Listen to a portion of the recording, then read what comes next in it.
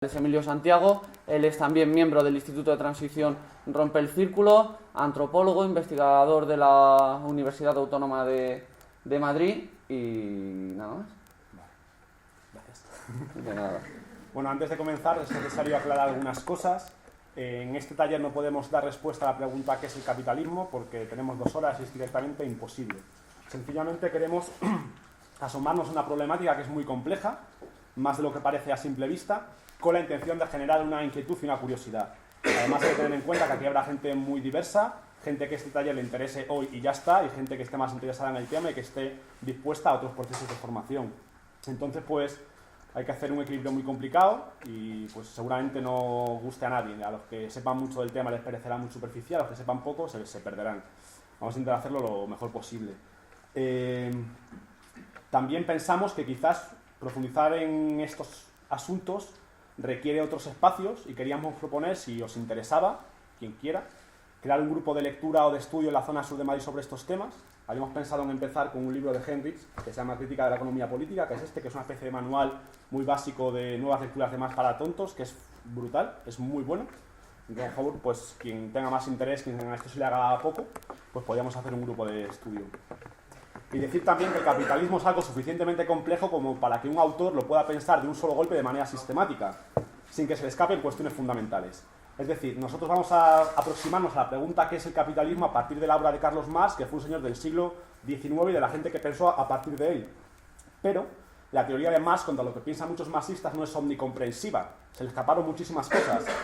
Desde la dimensión patriarcal del capitalismo hasta cuestiones de ecología, cuestiones culturales o el papel de la técnica, a Marx se le escaparon muchas cosas. Y el capitalismo no puede ser comprendido solo desde él. Hace falta complementarlo con otros enfoques. Metiéndonos ya en la charla, es necesario situar a Marx en el siglo XXI. Dentro del pensamiento histórico de la izquierda en general, la influencia de Marx ha sido fundamental, como sabéis más o menos todos. Sin embargo, aunque suene raro y suene desconcertante, la gran mayoría del pensamiento de izquierdas ha entendido a Marx de manera bastante parcial o de manera más o menos equívoca, asumiendo como ideas de Marx cosas que Marx nunca dijo, y esto incluye algunas vacas sagradas de la teoría marxista. Esto es muy importante y es una de las claves de la sesión, porque lo que no queremos hacer aquí es repetir el catecismo marxista en el que acabó derivando el leninismo.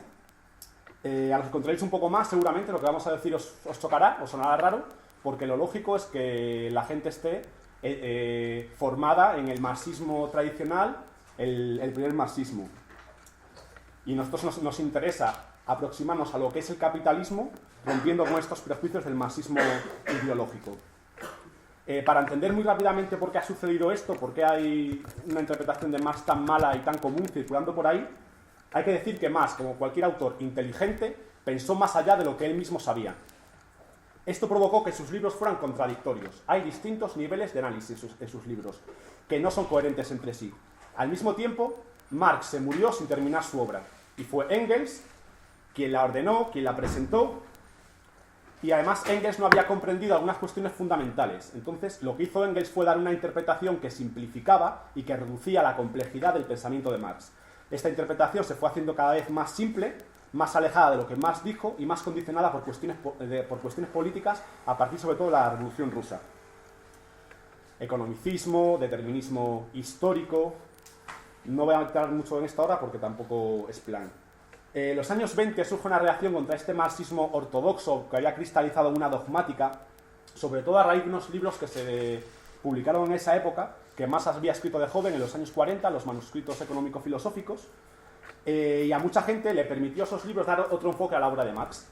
Un enfoque que hacía posible lo que se llamó un Marx humanista. Autores como Lukács, Bloch, Koch, la Escuela de Frankfurt, Sartre, Lefebvre, Debord, gente muy distinta entre sí, pero que compartían un interés común por huir de las explicaciones economicistas de Marx. Después, en los años 60, coincidiendo por un lado con la publicación de los Grundrisse, que es esta especie de monstruo, que es un documento preparativo del Capital que hizo Marx, que se publicó en esa época, unos académicos de Alemania se juntaron con la intención de tomarse en serio una lectura de Marx más allá de las lentes del leninismo, más allá de las interpretaciones que Lenin había hecho. Y descubrieron algunas sorpresas. De esta nueva lectura surge una serie de autores muy amplios, muy diversos entre sí, que son muy poco conocidos. En España se están empezando a traducir hace quizás 10 años, como mucho. Tenemos pues al propio Henrich, que este libro creo que es del 2008. Poston, este tomazo es del 2006, estamos hace 7 años. Y Pepitas de Calabaza está editando desde hace 2-3 años los textos del grupo Exit Crisis de Alemania, de Kurt, Jad y toda esta gente. Bueno, si tuviéramos que rebajar esta actualización del pensamiento de Marx, que se puso a leer a Marx de verdad sin interpretaciones previas, a un titular, podríamos decir que esta nueva perspectiva teórica considera que el antagonismo entre capital y trabajo, que cualquiera que tenga 2 nociones de marxismo sabe que se ha dicho que eso es lo fundamental, no rebasa la lógica de capital. Es interna a la lógica de capital. Y que la verdadera contradicción del capital sería que éste está dominado por una lógica fetichista. Esto suena muy loco ahora, vamos a intentar explicarlo poco a poco. Otra noción muy simple para ver las diferencias entre estas nuevas lecturas de Marx y las anteriores es que tanto el marxismo tradicional como el marxismo occidental de los años 20 entendían que Marx había hecho una economía política crítica. ¿Esto qué significa? Que Marx había tomado las categorías de la economía política clásica, de Adam Smith, de David Ricardo, y había añadido la cuestión de la explotación. Sin embargo, lo que descubren estas nuevas lecturas de Marx es que Marx no hizo eso. Marx hizo una crítica de la economía política. Es decir, una crítica de los planteamientos económicos que los economistas dan por sentados. Marx no es un economista. Marx es un crítico de la economía como ciencia y como posibilidad mental y posibilidad social. Vale. Tenéis en el guión un cuadro sinóptico de los marxismos, no vamos a entrar porque no hace falta. Quien le interese, pues que le puede echar un ojo. Para saber lo que el capitalismo es, igual interesa contrastarlo con lo que el capitalismo no es.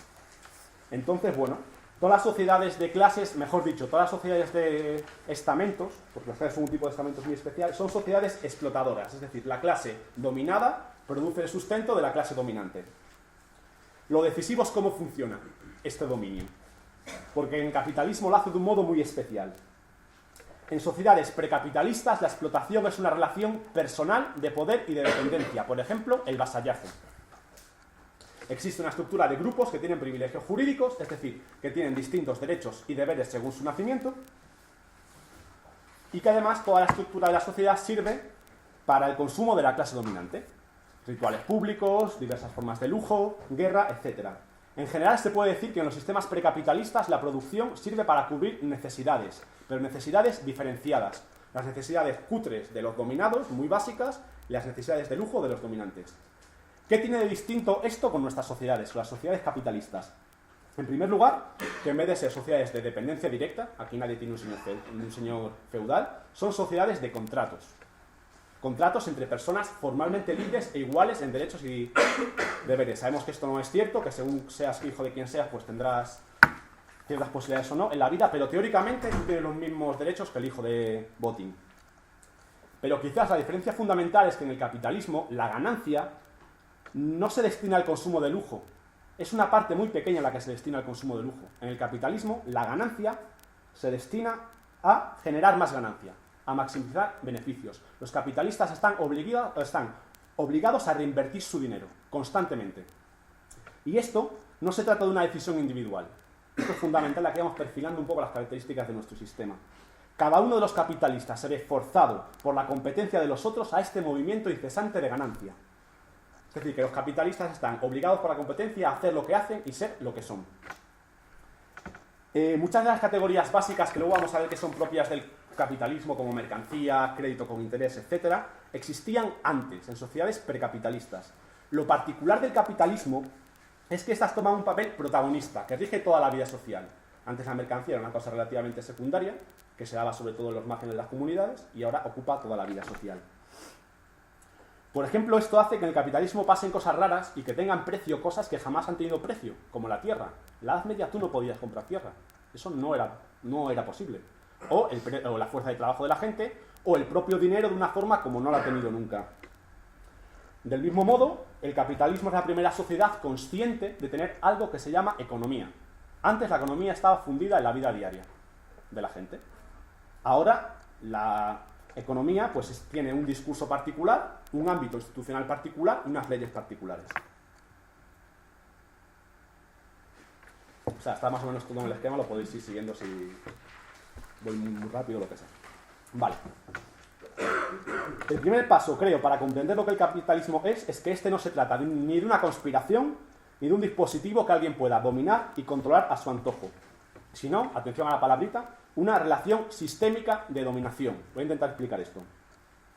Una relación sistémica de dominación es una estructura impersonal, anónima, que no podemos poner cara y que supone una coacción, una obligación para todas las personas que forman parte del capitalismo, independientemente de su posición e independientemente de los beneficiados que salgan de ella.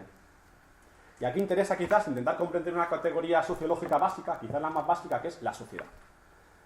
A veces tendemos a pensar que la sociedad es gente que se junta, individuos que se juntan y en función de sus intereses, pues pasan cosas. Pero no, la sociedad no es eso. La esencia de lo social es que es emergente, o en otras palabras, mucho más fácil. El todo es mayor que la suma de las partes, y el todo influye sobre las partes. Como diría Marx, y cito textualmente, la sociedad no consiste en individuos, sino que expresa la suma de las relaciones de los individuos en las que se encuentran situados. Es decir, los individuos son formados por la sociedad, no al revés. Si queréis, gente, pillad aquí unos esquemas y unos programas.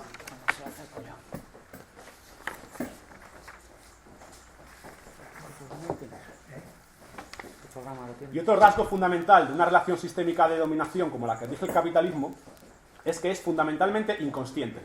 El capitalismo se despliega de modo inconsciente, lo desplegamos todos los días sin darnos cuenta. Marx decía una frase preciosa y muy sencilla: no lo saben, pero lo hacen. No lo sabemos, pero lo hacemos. Para poder meterle el diente un poco a lo que el capitalismo es, con un mínimo de rigor, muy poquito, necesitamos comprender de manera también muy superficial algunas de las categorías esenciales que serían como las células del cuerpo de lo que el capitalismo es. ¿Qué hemos dicho hasta ahora? Vamos a hacer una recapitulación mínima.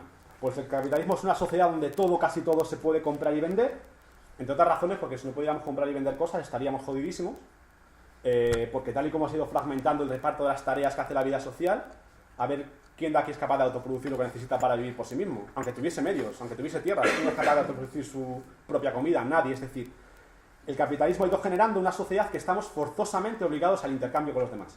Forzosamente obligados al intercambio con los demás. Por tanto, una sociedad de mercancías. Ahora entramos con las definiciones, vamos a ver si se entienden bien. ¿Qué es una mercancía? Una mercancía es un producto. Puede ser un objeto, puede ser un bien, puede ser un servicio. Eso da lo mismo. Que yo no fabrico para mi propio consumo, sino que fabrico para su venta en el mercado, para el intercambio. La mercancía no es algo que sea útil para mí, es algo que es un medio para conseguir otras cosas. Si cambiamos una mercancía por otra, eso se llama trueque, más o menos la dinámica, la conocemos todos. Sin embargo, el capitalismo no es un sistema, no es simplemente un sistema que intercambien mercancías, es un sistema mercantil, que es distinto. Es decir, implica a mucha gente intercambiando mercancías a gran escala. Entonces ya no se cambia una cosa por otra, se cambia por dinero, que es un equivalente abstracto de la riqueza que sirve para facilitar el intercambio, en teoría. En resumen, una mercancía es algo que hago para vender en el mercado. Este es el punto teórico más importante de la exposición, a ver si consigo que se entienda bien, si no, pues lo siento. ¿Cómo se pueden cambiar las mercancías entre sí? ¿Qué tienen en común, yo qué sé, una mesa con un plato de sopa, un cactus con una camiseta, un bate de béisbol con una canción? ¿Qué tienen en común? ¿Por qué se pueden intercambiar las mercancías? En su realidad concreta, nada. O sea, son irreducibles, si lo miras por lo que son. Lo que pasa, y este es el secreto de las mercancías no son solo lo que vemos, tienen una dimensión oculta. Son como un objeto social muy raro con dos dimensiones, además muy distintas entre sí, que están a hostias todo el día, una especie de esquizofrenia. Una es el valor de uso, que es eso que intuitivamente vemos, para lo que sirve, pues es un boli, para escribir, un papel, una mesa, las cosas que sirven para hacer cosas. Y otra se llama valor de cambio, que es lo que permite cambiarlas. El valor de uso es el lado cualitativo para lo que sirven, que es subjetivo e histórico. ¿Subjetivo por qué? Porque, por ejemplo, si yo soy un friki de los cactus, pues igual puede tener mucho más interés para mí un cactus que una casa. Imagínate, es una locura, pero puede darse el caso. Vamos que la mercancía es un objeto social con dos dimensiones que se llevan a hostia limpia. Una es la dimensión concreta, el valor de uso, para lo que sirven las cosas que se producen, y otra lo que permite cambiarlas. El valor de uso decíamos que es histórico y subjetivo. Subjetivo porque en función de los deseos y apetencias de cada uno, pues puede darle valor a las cosas según quiera. Histórico porque, por ejemplo, hay cosas cuya utilidad se descubre con el tiempo. Por ejemplo, Marco Polo hablaba de petróleo en las fuentes de Bacco en el año 1300, que es una cosa que salía del suelo que nadie usaba porque no servía para nada. Ahora estamos a hostias por el petróleo. Evidentemente, con la historia hay cosas que se van dando uso que antes no tenían uso. El otro lado de las mercancías es el lado cuantitativo. Es lo que nos permite medirlas e intercambiarlas. Como de hecho se intercambian, y eso es evidente en nuestra sociedad, las mercancías tienen que tener algo común que permita contar, comparar y cambiarlas entre sí. Tiene que haber algo que pueda ser dicho con un número, con palabras más sencillas. Y eso es el valor de cambio, que vamos a llamar simplemente valor. Esto es otro tema muy importante, pero que no podemos entrar en detalle porque nos perdemos, pero simplemente que la mercancía sea un objeto doble con dos dimensiones provoca que en el capitalismo el trabajo también tenga dos dimensiones. El trabajo concreto, que es lo que permite hacer las cosas concretas, y el trabajo abstracto, que es ese mismo trabajo, pero una cualidad que permite intercambiarlo entre sí. Y ahora vamos a intentar aproximarnos a la categoría de valor. El valor es una de las dos formas de riqueza, dicho de manera muy sencilla, que coexisten en el capitalismo, también como las dos dimensiones de la mercancía a hostia limpia. Frente a la otra, que es la riqueza material, y el valor es predominante. Un ejemplo muy tonto puede servir para aclarar esto. Las toneladas de alimentos que se tiran al mar en un mundo hambriento son un ejemplo perfecto de que en el capitalismo existen dos formas de riqueza distintas. Los alimentos, evidentemente, tienen valor de uso, podrían servir para dar de comer a alguien. Es riqueza material. Sin embargo, como su venta no es rentable, no sirve. Eso es valor. Para intentar comprender el valor, vamos a acercarnos a un ejemplo de por qué existe el valor. Cuando tú intercambias una mercancía con alguien, al principio de manera aislada le intentas estafar. Intentas pues, tú sacar el máximo provecho y que el otro pues, se joda. Y eso puede servir para intercambios esporádicos. Pero cuando los intercambios no son esporádicos, sino que son sistémicos, es decir, son regulares, con miles de productores de mercancías intercambiando entre sí cosas, empieza a aparecer una especie de ley que hace que tú ya no puedas estafar a la gente. Porque si le estafas tú, hay otro que no le va a estafar. Esa ley es el valor. Y el valor, y ya entramos en la definición concreta, lo que es, no es más que tiempo de trabajo abstracto. Lo que permite a las mercancías intercambiarse entre sí, lo que permite cuantificarlas es que todas son productos de tiempo de trabajo abstracto. Y al final lo que se intercambia no es más que tiempo, el tiempo que cuesta producirlas. Eso es el valor. Y es la otra forma de riqueza de esta sociedad. Da igual que el trabajo sea más o menos duro, da igual que te guste más o menos. El trabajo abstracto obvia esas cosas. Y lo que intercambia es cantidad de tiempo que cuesta producir algo. Esto es muy importante lo que voy a decir ahora, pero es difícil de comprender quizás. Bueno, no sé si hasta ahora ha sido difícil de comprender, pero esto es especialmente difícil de comprender, porque por ejemplo el marxismo tradicional se ha equivocado de cabeza con esto, radicalmente. Y es que el valor no comparece en sí mismo, no se puede dar de manera aislada. Las cosas no tienen valor en sí mismas. Porque el valor no es una sustancia, es una categoría relacional. Voy a intentar explicar esto. Es una palabreja terrible, pero lo voy a intentar explicar. El valor se manifiesta solo en el intercambio, es decir, es como si estuviese escrito en una tinta invisible que solo se puede ver cuando las cosas se intercambian. Un ejemplo, si no fuera así, uno puede pensar, bueno, pues hago el vago, y como hago el vago, mi cosa tiene mucho valor porque me cuesta mucho tiempo hacerla, y no es así. Cualquiera sabe intuitivamente que si tú haces el vago y tardas 3 horas en hacer un boli que el otro tarda media, a ti no te lo compra ni Dios, porque la gente va a dar media hora de su tiempo en vez de 3 horas de su tiempo por el boli.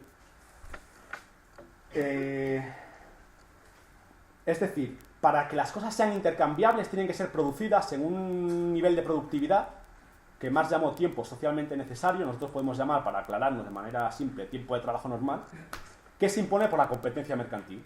Entonces, no es que las cosas tengan valor, las cosas tienen valor, pero solo se manifiesta cuando lo intercambias, y ese intercambio es posible porque tú te has adecuado a esa norma que la sociedad impone, y no la impone nadie, la impone la competencia entre todo el mundo. Y luego, evidentemente, la existencia de valor, de ese tiempo de trabajo abstracto, de esa forma de riqueza, hace surgir una herramienta que permita verlo, porque el valor no se ve en sí mismo. Y esa herramienta es el dinero. Dicho de manera muy sencilla para intentar cuadrar el puzzle un poco, si traducís toda la charla que os acabo de dar, valor por dinero, no es exactamente eso, pero se entiende. El dinero es la forma del valor. Es decir, Esto suena muy friki. Pero un billete de 10 euros es tiempo. Es tiempo, igual que es tiempo el cutrebono del banco de tiempo de Rompe el Círculo o un cartón con un sello. Evidentemente el nuestro es un dinero inventado por 4 frikis y el otro es un dinero respaldado por todo un proceso histórico muy largo. Pero básicamente es lo mismo. El dinero es tiempo. El dinero es la forma en la que se expresa el valor de cambio. Claro, es que valor de cambio y valor son como sinónimos. Vale, no sería la forma en la que se expresa el valor de uso. No. El valor de uso no se expresa de una forma. Vale, vale. Porque lo otro no sería valor, sería riqueza material. Vale. Gracias. Y la riqueza material sí que es sustancial, es decir, el valor se manifiesta solo a través del intercambio. Si yo me adecuo al tiempo normativamente establecido en el que se tarda en producir una cosa, yo la puedo intercambiar. Tiene valor. Si yo tardo 7 horas en hacer el boli, es riqueza material, pero no tiene valor. No tiene valor porque no lo puedo cambiar, porque nadie me va a coger por 7 horas un boli, pero el boli sigue siendo un boli y escribe, tiene riqueza material. Son dos cosas distintas. Vale, y ahora que más o menos hay una idea mínima en el aire de lo que es el valor, podemos dar una definición de capital. Que a nivel técnico, capital sería una determinada suma de valor cuyo fin es valorizarse. Dicho un dinero que es más sencillo, el capital es dinero en movimiento. Dinero que se invierte para producir más dinero. Eso es sencillo, yo creo que se entiende bien. La fórmula del capital la tenéis en la hoja, es aquí, es una fórmula que emplea más en el capital. Dinero, mercancía, dinero, prima. Tengo dinero, compro mercancías y las vendo para producir más dinero. Sencillo. No vamos a meter aquí en la composición orgánica de capital, son berenjenales que se nos va de las manos. Si el grupo de estudio quiere, pues nos metemos en estas historias otro día. Por tanto, aquí una cuestión fundamental es que el dinero no es fruto de una decisión, de un contrato entre la gente. El dinero surge cuando hay producción de mercancías. Es un elemento necesario. Y ahora un par de cosas sobre el precio. A ver si se entiende este matiz. El precio de las mercancías no es su valor. El precio es su expresión, que es distinto. Y el matiz es importante. Es importante porque, evidentemente, hay una dependencia entre valor y precio. Pero esta dependencia ni es exacta ni funciona en las dos direcciones. ¿Qué quiero decir? Cuando cambia el valor de las mercancías, cuando por ejemplo hacer un boli, seguimos con el boli, cuesta menos tiempo producirlo, porque hacer una máquina nueva que lo hace más rápido, su precio cambia, baja su precio. Eso sí que se produce siempre. Pero cuando cambia el precio del boli en el mercado, no se tiene por qué haber dado un cambio en el valor. Ahí sí que pueden operar cuestiones de mercado de las que hemos estudiado todos en el colegio, en economía en el instituto. Es decir, por ejemplo, si tú vas por el desierto, te mueres de sed, un tío que te venda una botella de agua le vas a dar todo por ella. Eso es un contexto de mercado de oferta-demanda clásica. Digamos que el valor pone un suelo sobre el cual las mercancías no pueden bajar de precio y a partir de ahí el precio real se establece por circunstancias de mercado. Vale. Es importante aquí entender que el valor, como no es una sustancia, no permite hacer cálculos. Y aquí ha habido, pues para lo que sirve sobre todo es para expresar una determinada interrelación social, para decir cómo funciona una sociedad, no para calcular nada. Y aquí el marxismo ortodoxo se ha roto la cabeza, literalmente se ha roto la cabeza intentando crear un modelo de economía donde se cumpla la ley del valor. Pero además eso es imposible porque, curiosamente, suprimieron el intercambio mercantil, que es el único que puede permitir una gestión funcional del valor. Entonces, además, esto es muy curioso porque Marx en el libro tercero del Capital planteó un método cuantitativo para traducir valores y precios, lo cual es incompatible con el libro primero del Capital cuando se expone una teoría monetaria del valor. Por tanto, ni siquiera Marx comprendía de manera sistemática su propia teoría. Pues menos los marxistas que vinieron después, evidentemente.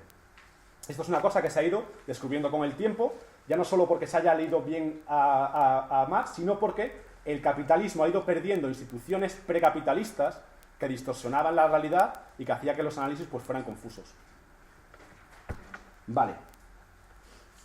Pues desde estas nuevas lecturas de Marx, Postone, Kurz, Jappe, Henrich, nos permiten entender que el capitalismo, si se caracteriza por algo, es por estar dominado por una cosa que Marx llamó fetichismo de la mercancía.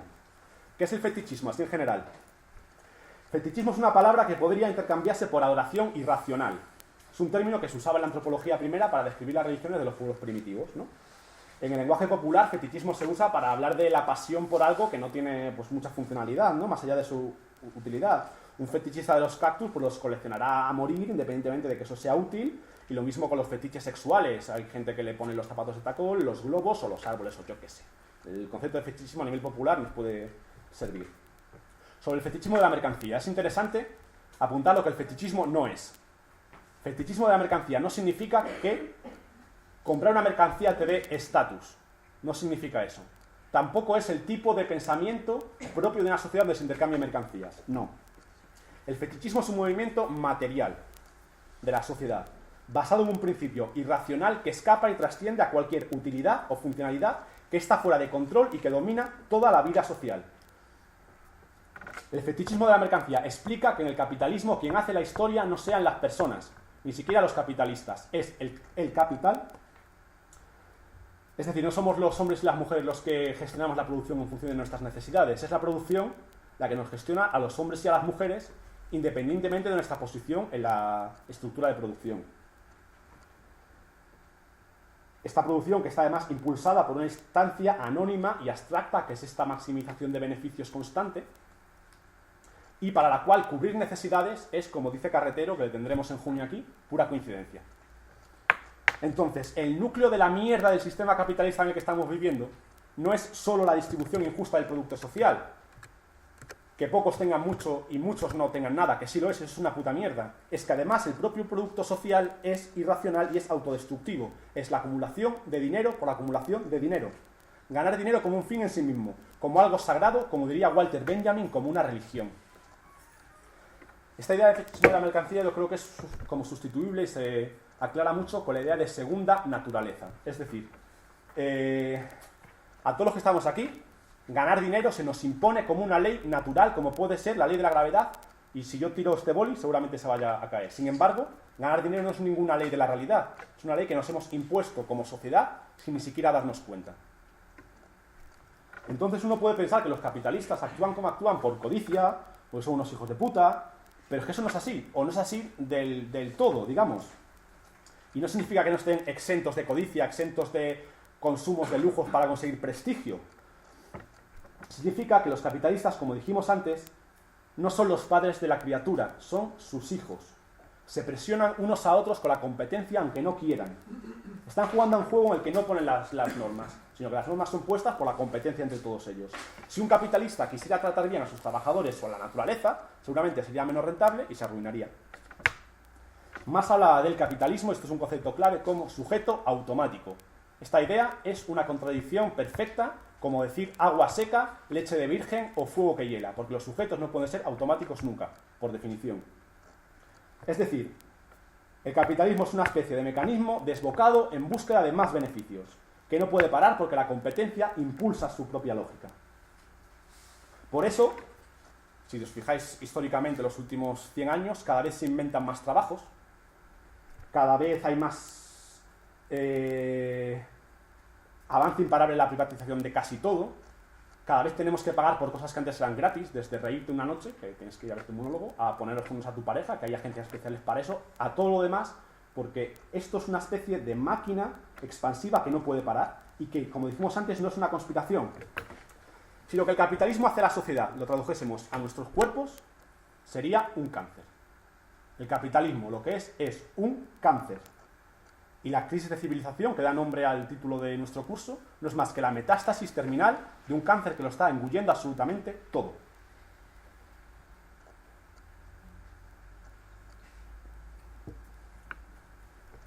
Y esta es la esencia de lo que el capitalismo es. Y ya que nos hemos aproximado a la teoría de Marx, puede ser interesante acercarnos también a 2 o 3 conceptos que son claves para entenderla, que son el de plusvalor, explotación y fuerza de trabajo. La fórmula de capital, como dijimos antes, era dinero, mercancía, más dinero. Es decir, invierto dinero en comprar una mercancía que me va a generar más dinero. La diferencia entre el dinero que invierto y el que consigo al final del proceso se llama plusvalor. Y utilizar el plusvalor para generar más plusvalor se llama acumulación. Pero esto, la acumulación no se puede producir comprando cosas baratas y vendiéndolas caras. Porque si fuese así, yo ganaría en el momento, pero habría otro capitalista que perdería. Y en la suma global de todos los capitalistas no generaría crecimiento. Entonces aquí hay algo raro, hay algo que no cuadra. Lo que no cuadra, y ese es el secreto del capital, es que hay una mercancía muy especial cuyo valor de uso para lo que sirve es precisamente para generar valor. Y esa mercancía es la fuerza de trabajo. Se habla de fuerza de trabajo porque no se vende toda la persona, tú no te conviertes en el esclavo de tu jefe. Ni tampoco se vende el trabajo porque, por ejemplo, si te contratan, pero por lo que sea la cadena de montaje no funciona, las materias primas no llegan, pues tú no haces nada. Se vende tu capacidad para trabajar. Es una precisión conceptual. Para que las personas podamos vender nuestra fuerza de trabajo tenemos que ser lo que Marx llama doblemente libres. Libres de poder utilizar nuestra propiedad, que es la fuerza de trabajo, como queramos, pues me voy a este trabajo, me voy al otro, y libres de poseer medios de producción que nos permitan contratar a otros para conseguir plusvalor. Y aquí viene lo que explica un poco, pues, por qué la fuerza de trabajo crea valor. ¿Cuánto cuesta la fuerza de trabajo? Pues como cualquier otra mercancía, lo que cueste generarla. ¿Y cuánto cuesta generarla? Pues el tiempo de su reproducción. O sea, lo que cuesta entregarle al trabajador lo que le hace falta para volver el día siguiente. ¿Y cuánto es eso? Pues puede ser una cosa tan arbitraria, tan mediada por la cultura, tan mediada por lo que una sociedad considere normal, que no hay forma, dentro de las leyes de la mercancía, de saber cuánto cuesta la fuerza de trabajo. El capitalista va a intentar que tú curres las máximas horas posibles y tú vas a intentar curar las menos horas posibles. Y no hay ninguna ley dentro de la mercancía que permita aclarar eso. Entonces, el valor de la fuerza de trabajo solo lo determina la lucha de clases. Exclusivamente la lucha de clases. Luego hablaremos de la lucha de clases, pero lo primero que hay que entender es que la lucha de clases es un mecanismo intrínseco a la sociedad capitalista, que sirve de primeras para discutir el precio de la fuerza de trabajo. Independientemente de que un trabajador se le remunere más o se le remunere menos, siempre recibe menos del valor que genera. A esa diferencia entre el valor que genera y lo que cuesta se llama explotación. Explotación es un término científico, no moral. Es decir, no significa ni salarios bajos, ni condiciones de trabajo pésimas, ni mucho esfuerzo. Significa simplemente que el trabajador recibe menos valor de lo que produce. Un controlador aéreo con sus 200.000 euros de sueldo anual es un trabajador explotado, entendido como término científico.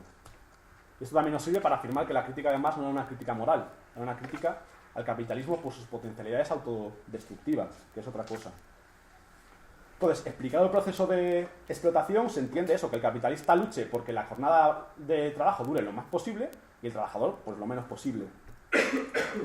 Y como, según las leyes de la mercancía, los dos tienen el mismo derecho, pues gana el que ejerza más fuerza.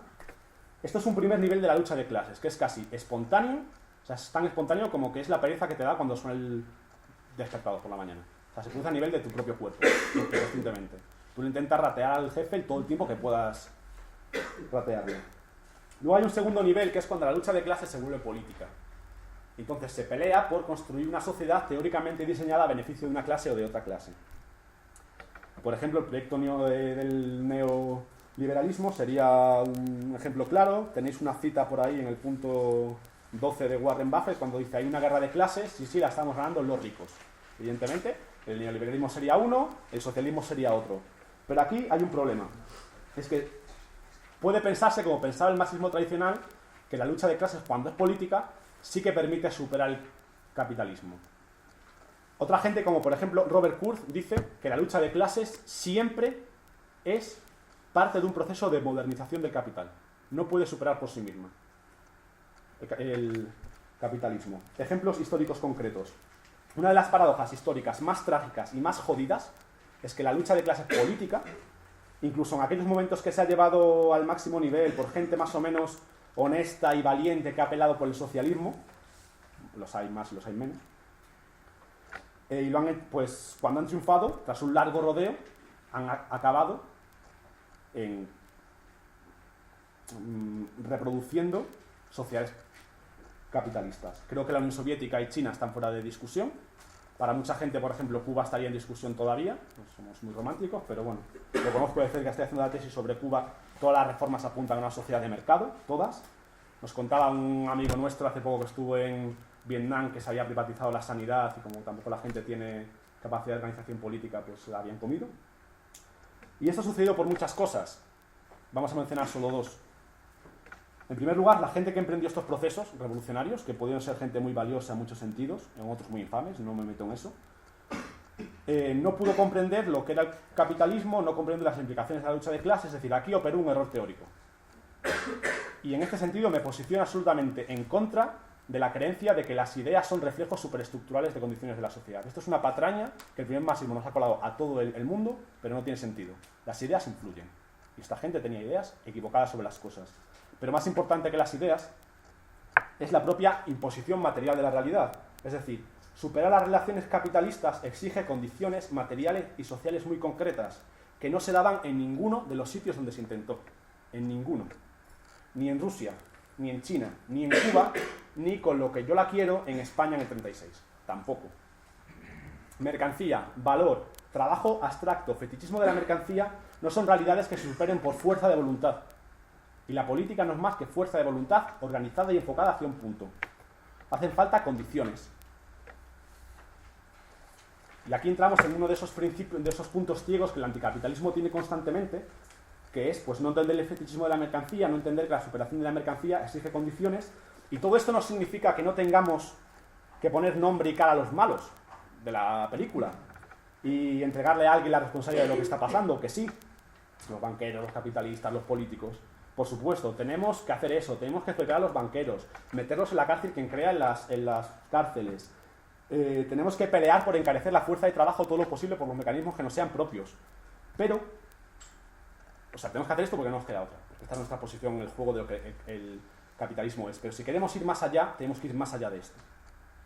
Y no olvidar, como afirmaba Marx, y cito textualmente, no se puede hacer responsable al individuo de las relaciones de las que socialmente es criatura, por más que entendamos que se pueda elevar por encima de ellas. Es decir, con esta charla no queremos poner el acento en abandonar la lucha de clases.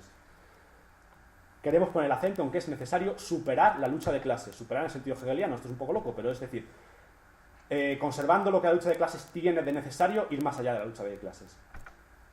Y es que insistimos, y si hay una idea que la gente se tiene que quedar de esta charla, es que el capitalismo no es algo que los capitalistas elijan.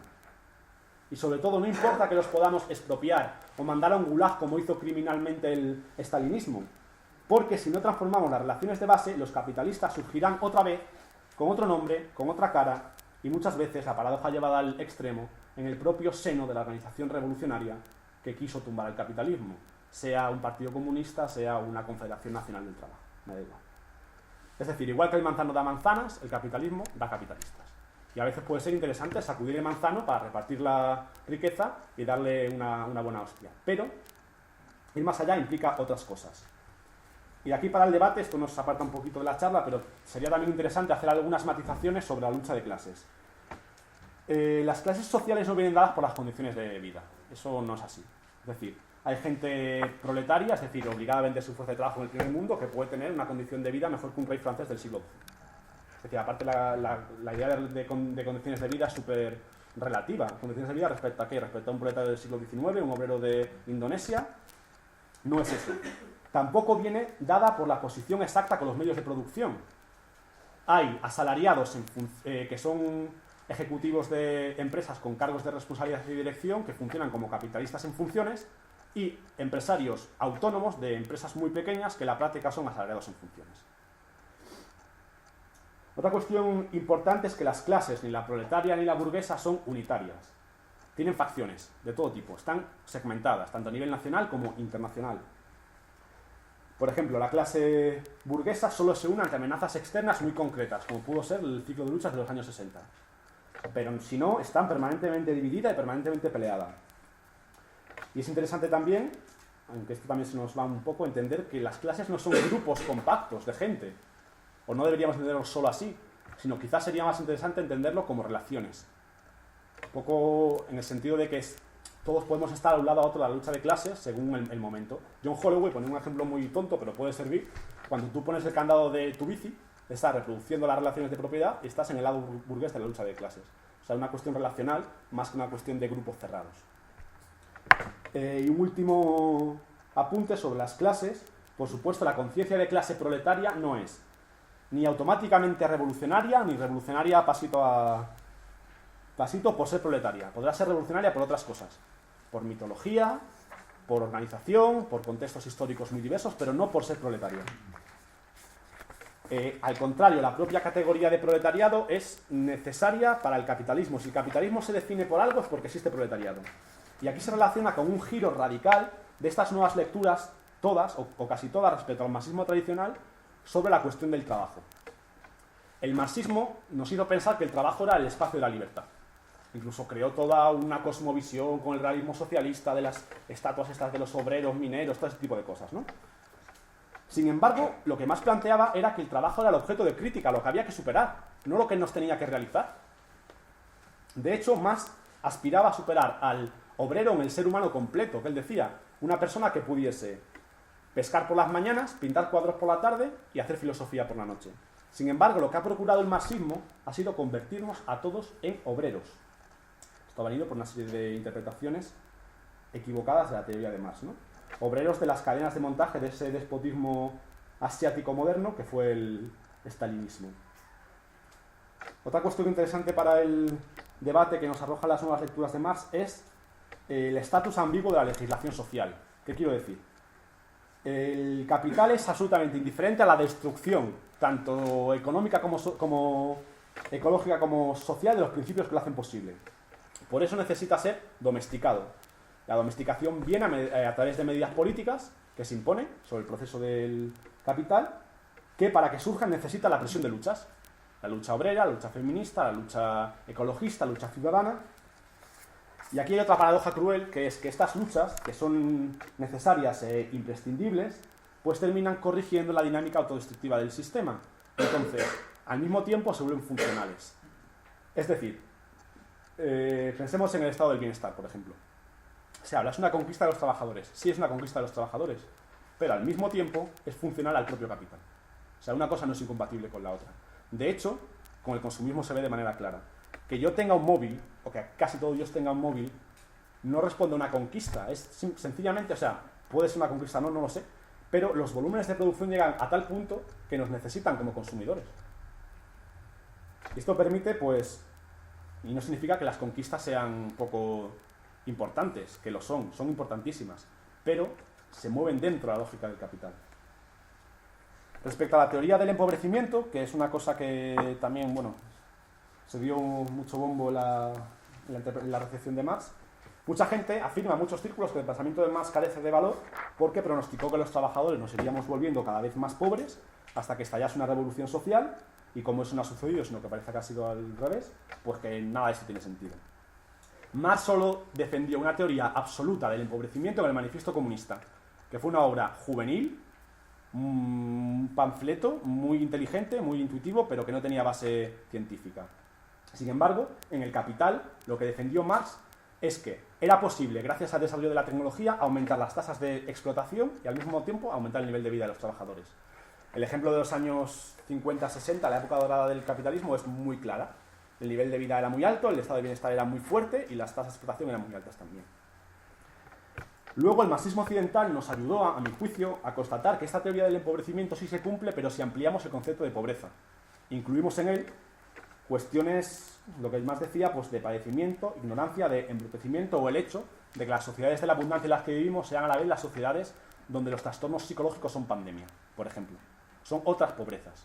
No es la pobreza de pan, no es la pobreza de calor en invierno, son otras pobrezas. Tenéis en la hoja una cita de Guy Debord que me parece increíble sobre esto, no la voy a leer ahora, la podéis leer luego, pero me parece como una descripción increíble de nuestra pobreza, que a veces no nos damos cuenta que la padecemos.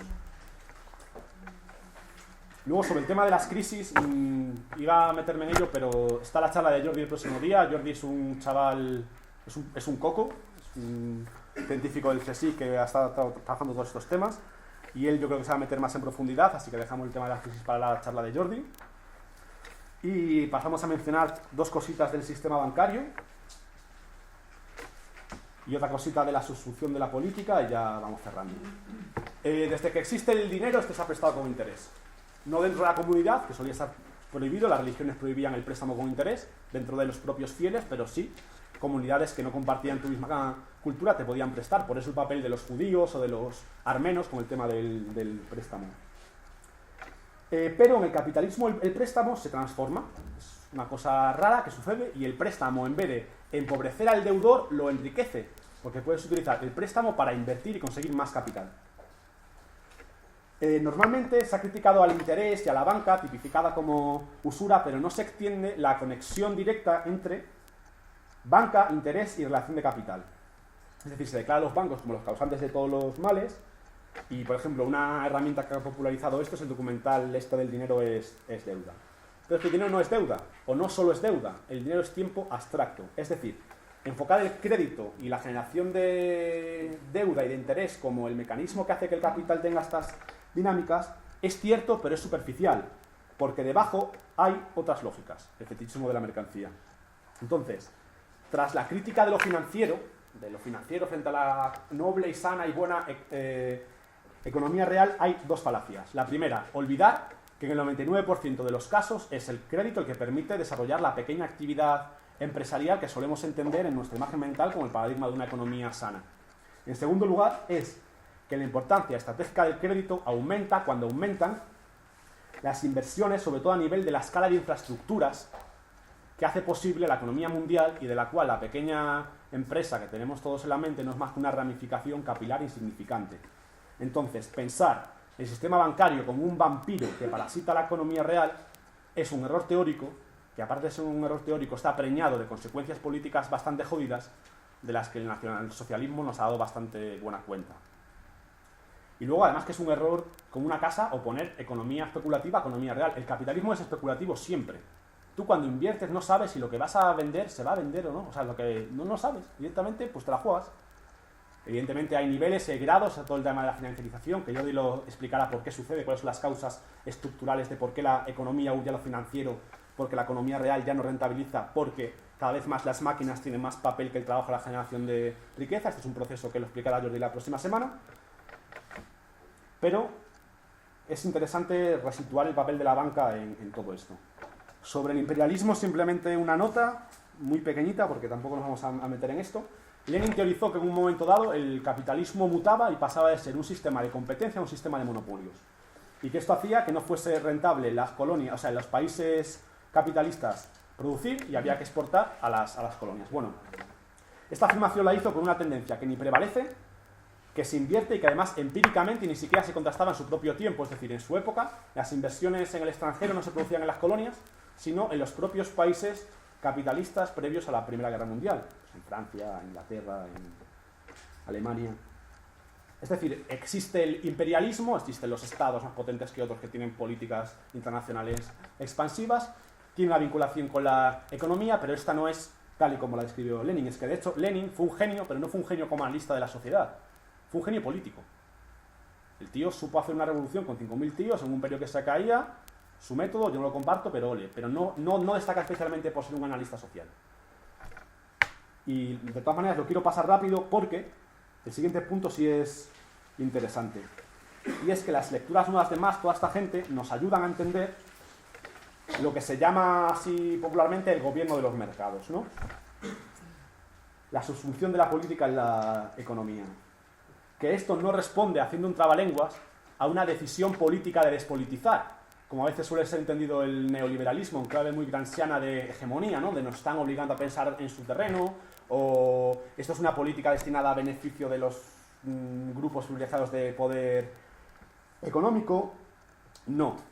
Para la mayor parte de las izquierdas, la verificación de la sumisión permanente de la política a los mercados va camino de convertirse pues, en una especie de depresión colectiva que no tiene punto de retorno. Y aquí la cuestión fundamental es que entendamos de una vez que las traiciones, entre comillas, de la socialdemocracia no son traiciones. No se explican por la debilidad moral de sus dirigentes o que sean más o menos malos, sino por causas estructurales mucho más profundas, como la penetración de estas lógicas del capital en todos los resortes de eso que llamamos política, y que además la teoría crítica del siglo XX la ha entendido como una esfera separada cuando quizás no lo es tanto. Y no importan aquí las corruptelas subjetivas, la codicia alimentada por las bajas pasiones, el poder corrompe y el poder absoluto corrompe absolutamente, que diría Bakunin. No. Lo que importa es darse cuenta de que la economía asfixia y disciplina cualquier alternativa social imaginable por la vía de la viabilidad de los presupuestos generales del Estado. Es decir, la supuesta autonomía de la política se desmiente porque la política no posee ningún medio propio de influencia en una sociedad productora de mercancías. Porque cada política, cada ley, cada programa social, incluso cada fusil o cada pistola que permiten hacer cumplir esas leyes, tienen que ser financiados. Por tanto, depende en última instancia de los impuestos y por tanto del éxito de la economía nacional en el juego mundial del valor. Y por supuesto el Estado no puede inventarse dinero más que arriesgándose al desastre, como se están arriesgando con las inyecciones demenciales de liquidez de los bancos centrales de los últimos años, que veremos a dónde nos lleva dentro de 10 años. Según Robert Kuhn, no voy a entrar aquí, si queréis entramos en las preguntas luego, incluso la división izquierdas-derechas no sería una división sobre los contenidos valorativos de la vida social, aunque un poco sí, sino sería como el reparto de tareas igualmente necesarias para la maduración de capital.